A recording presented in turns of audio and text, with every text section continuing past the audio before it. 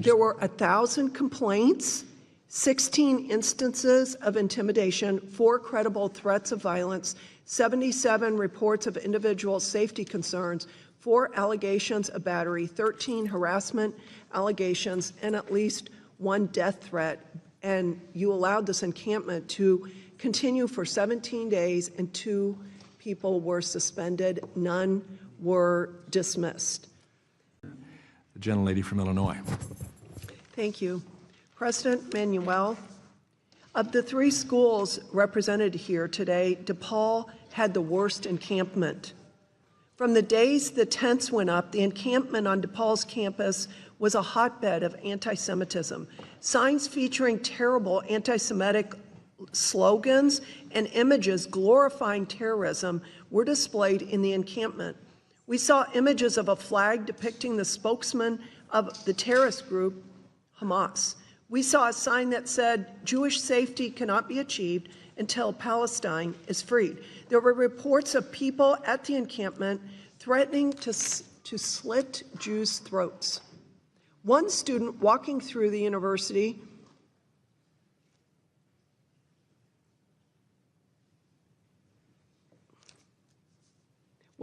there were 1,000 complaints from students in the community. The encampment remained in place for 17 days. President Emanuel, how many students were suspended for their conduct at the encampment? Welcome back to America First, Patriots. I'm your host, and today we're going to break down what's happening on our college campuses that the mainstream media doesn't want you to see. If you believe in putting American values first, make sure to hit that like button and subscribe for more content that the establishment doesn't want you to hear. What you're about to see is a congressional hearing where university presidents are being questioned about anti-Semitic encampments on their campuses. This isn't just about one school. This is about the systematic failure of higher education in America and how radical leftist ideology has completely taken over our institutions. Thank you for the question. The security and safety of our students is the top priority in that moment. The moment we realized that safety was being jeopardized, we moved with Chicago Police Department to abandon the encampment. Please know that our public safety officers are not sworn officers, and we need to work with CPD to make that happen.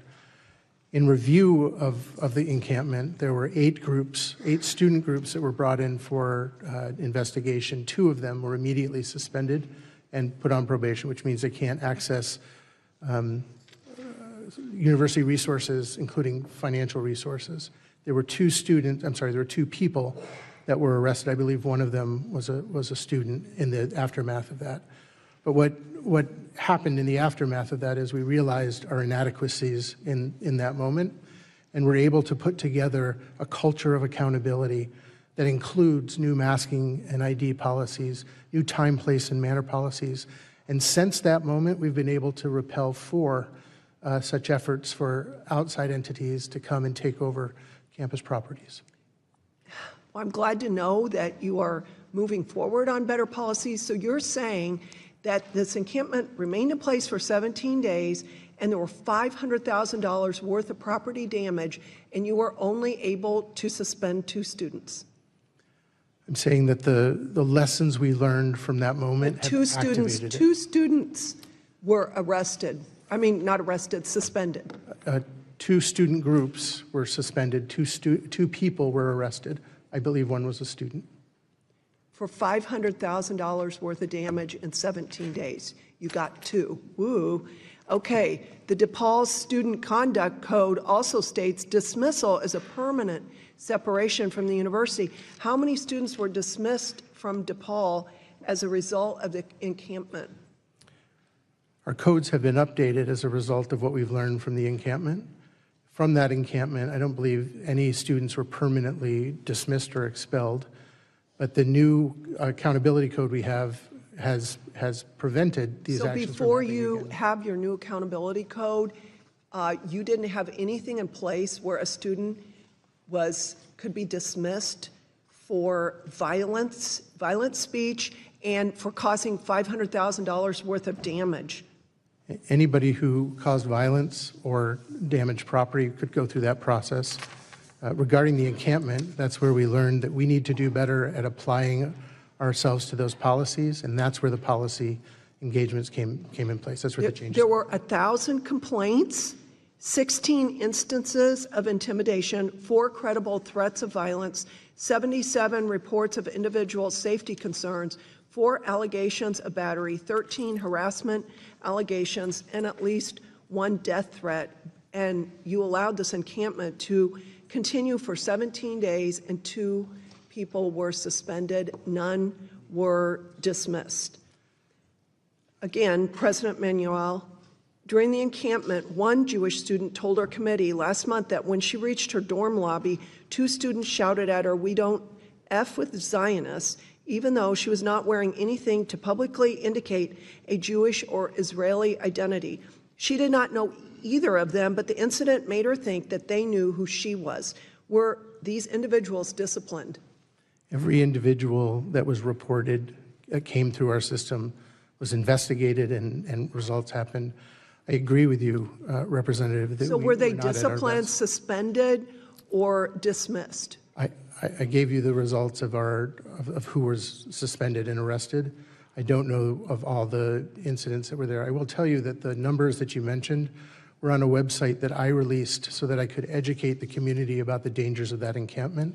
That's when we learned we had to do better, and we had to create a culture of accountability. So much of the information I read earlier regarding hundreds of complaints and violent anti-Semitic signage had been posted online. However, the university has taken that website down. Gentlelady's time has expired. Thank you. We need to move on. I recognize the gentlewoman from Georgia, Ms. McMath. Thank you, Mr. Chair. Thank you, Mr. Chair, and also ranking members. Let me walk you through what happened at DePaul University. And I want you to pay close attention, because this is what we're funding with our tax dollars. For 17 days, DePaul University allowed an encampment to operate on their campus that was described as a hotbed of anti-Semitism. 17 days. Let that sink in.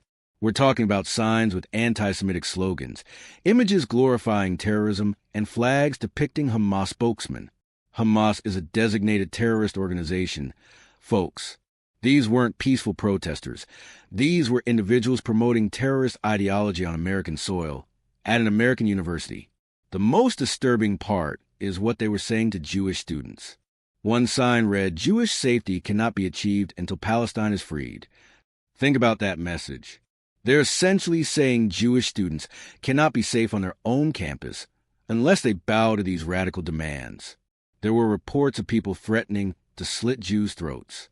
This is America in 2024, not Nazi Germany in the 1930s. One Jewish student testified that when she reached her dorm lobby, 2 students shouted at her, "We don't F with Zionists," even though she wasn't wearing anything identifying her as Jewish or Israeli. This means these radical students were targeting and identifying Jewish students based on their appearance or information they had gathered about them. This is stalking and harassment behavior. Now, here's where it gets really infuriating. The university received over 1,000 complaints about this encampment. 1,000 complaints from students and community members about their safety. There were 16 instances of intimidation. For credible threats of violence, 77 reports of individual safety concerns. For allegations of battery, 13 harassment allegations, and at least 1 death threat. What did the university do? They let it continue for 17 days. The encampment caused $500,000 in property damage, $500,000 of destruction to university property funded by tuition payments and taxpayer dollars. When pressed about consequences, President Emanuel revealed that only 2 student groups were suspended and 2 people were arrested. Out of all those complaints, all that damage, all those threats, 2 suspensions and 2 arrests. No students were permanently dismissed or expelled despite the university's own conduct code allowing for dismissal in cases of violence and property damage. This is the state of higher education. In America, patriots, university administrators who are more concerned about appeasing radical leftist mobs than protecting Jewish students and maintaining basic law and order on campus. They're creating environments where terrorism is glorified, where anti-Semitism is tolerated, and where American students are terrorized for their religious and ethnic identity. What's particularly telling is that President Emanuel admits they were inadequate in their response and had to learn lessons from this disaster. You needed to learn that anti-Semitic threats and terrorist glorification are wrong. You needed to learn that $500,000 in property damage requires serious consequences. These are basic moral and legal principles that any competent administrator should understand. The fact that it took 17 days and 1,000 complaints before they acted shows you exactly where their priorities lie. They were more afraid of the radical mob than they were concerned about the safety of Jewish students. They were more worried about appearing politically correct than upholding the law. This isn't happening in isolation. We're seeing this pattern across American universities where radical leftist ideology has completely captured the administrative structure. These institutions are supposed to be centers of learning and intellectual discourse, but they become indoctrination centers that promote anti-American and anti-Semitic ideology while silencing conservative voices. The fact that these university presidents had to be dragged before Congress to answer for their failures shows you how far our educational institutions have fallen. They're comfortable taking taxpayer funding and tuition money while creating hostile environments for Jewish students and anyone who doesn't conform to their radical agenda. What's the solution? First, we need to cut federal funding to any university that allows this kind of behavior. If they want to operate as radical political organizations rather than educational institutions, they can do it without taxpayer support. Second, we need to hold these administrators personally accountable. There should be criminal charges when they allow terrorist glorification and threats of violence to continue on their campuses. Third, we need to support alternatives to these woke universities. There are institutions that still believe in academic freedom, free speech, and creating safe environments for all students regardless of their background. We need to direct our resources and our children toward these institutions instead of funding our own destruction. This hearing shows us exactly what we're up against. The radical left has captured our educational institutions, and they're using them to promote anti-American, anti-Semitic ideology while silencing anyone who opposes them. They're not interested in education. They're interested in indoctrination and creating the next generation of radical activists. But we're not going to let them destroy our country without a fight. We're going to expose their failures, hold them accountable, and build alternatives that reflect American values. That's what America First is all about. Putting our country and our values first, not bowing to radical mobs that hate everything we stand for. If you found this information valuable and want to stay informed about what's really happening in our institutions, make sure to like this video and subscribe to America First. Share this with your friends and family, because the mainstream media won't tell them the truth about what's happening on our college campuses. We're the only ones willing to stand up and tell the truth about the radical takeover of American education. Thanks for watching, Patriots. Stay strong, stay informed, and remember, America first, always.